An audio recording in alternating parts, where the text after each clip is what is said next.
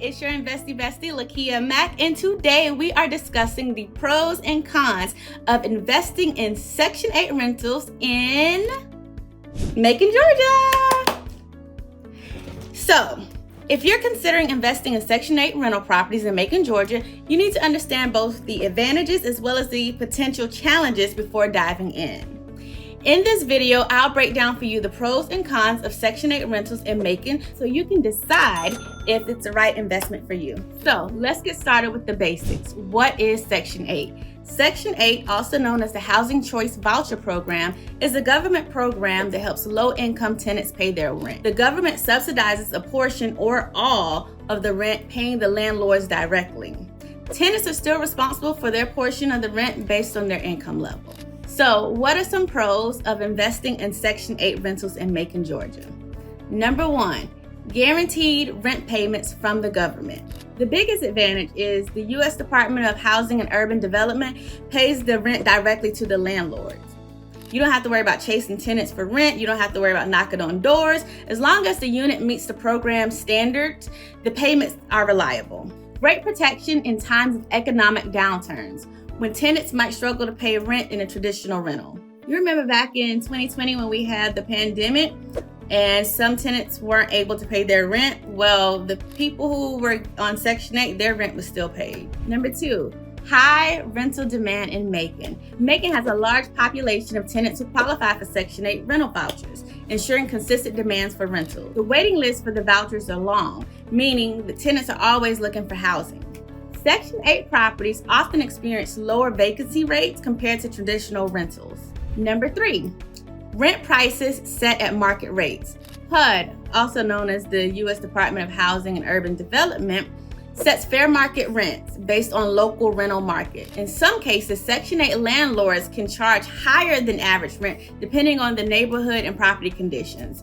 Investors in affordable areas of Macon can achieve strong cash flow from Section 8 tenants. Number 4, longer tenant retention. Many Section 8 tenants stay in a property for years, reducing tenant turnover costs. That would include repair costs, vacancy losses, and marketing. Stability means fewer lease renewals and less need to find new tenants frequently. Potential for higher returns in affordable neighborhoods. So investors can buy low-priced properties in Macon, receive government-backed rent payments, and generate strong cash flow.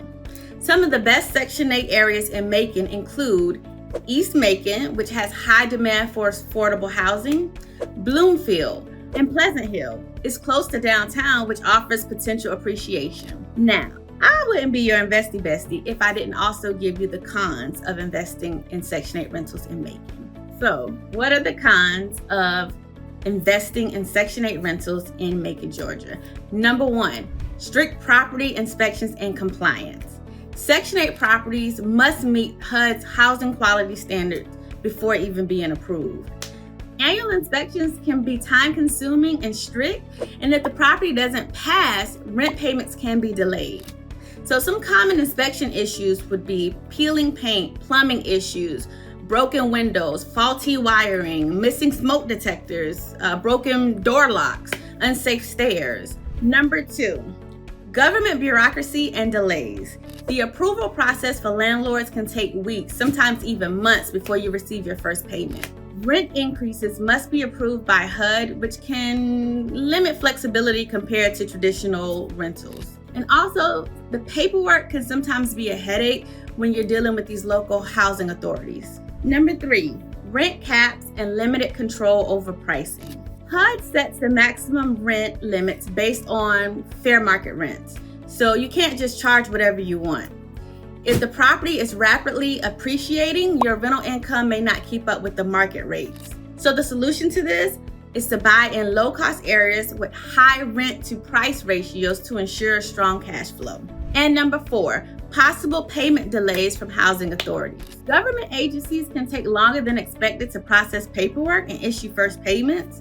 If there are any errors or issues with inspections or tenant paperwork, payments may be delayed. The solution to this is to keep financial reserves to cover delays while waiting for payments to start.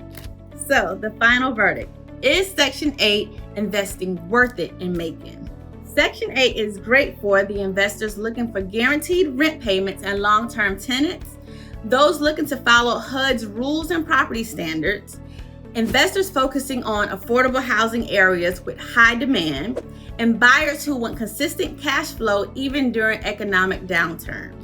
However, Section 8 may not be for you if you don't want to deal with government inspections and regulations, or if you prefer more control over your rental pricings, or if you don't want to handle high maintenance requests. So, final thought. Investing in Section 8 rentals in Macon can be highly profitable, but it's important to weigh the pros and cons. If you want steady rent payments, lower vacancy rates, and tenant stability, Section 8 may be a great choice.